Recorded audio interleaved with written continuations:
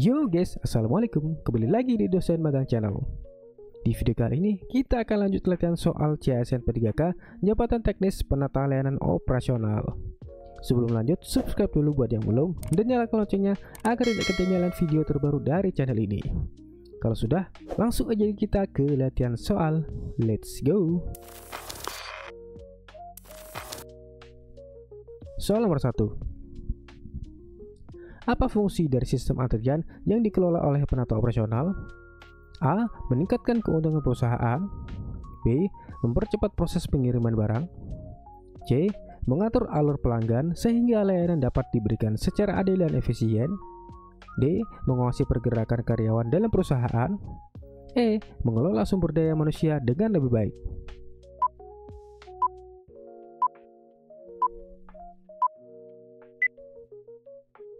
Jawabannya adalah C.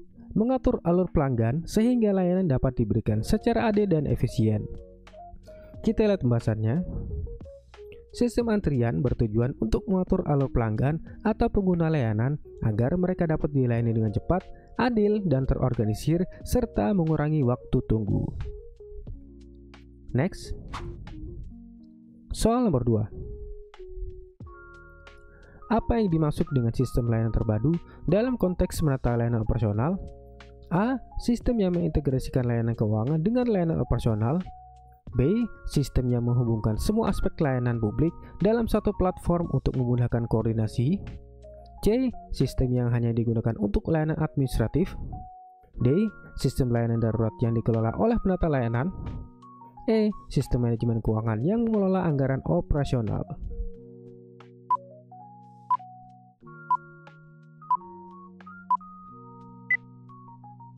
Jawabannya adalah B. Sistem yang menghubungkan semua aspek layanan publik dalam satu platform untuk memudahkan koordinasi. Kita lihat pembahasannya.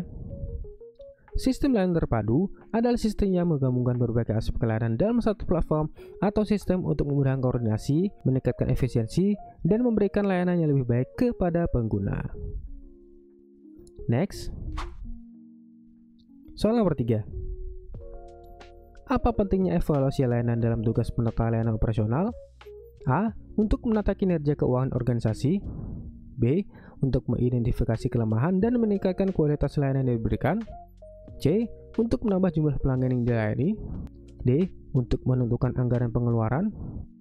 E. Untuk mengelola manajemen risiko.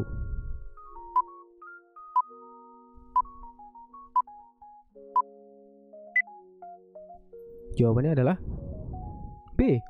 Untuk mengidentifikasi kelemahan dan meningkatkan kualitas layanan yang diberikan. Kita lihat pembahasannya. Evaluasi layanan bertujuan untuk mengidentifikasi kekurangan dalam layanan yang diberikan dan menemukan cara-cara agar memenuhi standar dan harapan pelanggan. Next. Soal nomor 4. Dalam layanan publik, apa arti dari standar operasional prosedur atau SOP? A. Peraturan yang harus diikuti oleh karyawan terkait keuangan. B. Dokumen yang mengatur langkah-langkah yang harus dilakukan dalam proses layanan untuk memastikan konsistensi dan kualitas. C.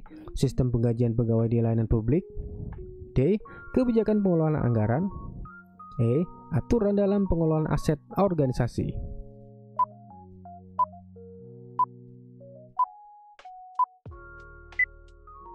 Jawabannya adalah B.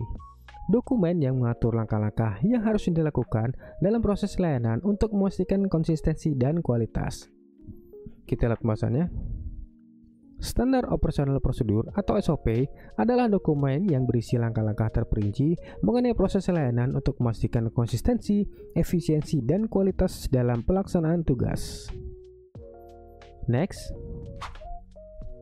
Soal nomor 5. Apa yang dimaksud dengan manajemen pelayanan prima dalam konteks menata layanan operasional? A. Manajemen yang berfokus pada kepuasan pelanggan dengan memberikan layanan terbaik. B. Manajemen yang berfokus pada penjualan produk. C. Sistem pengelolaan keuangan untuk layanan publik. D. Manajemen risiko yang mengatur keamanan dalam layanan publik. E. Sistem penilaian kinerja pegawai.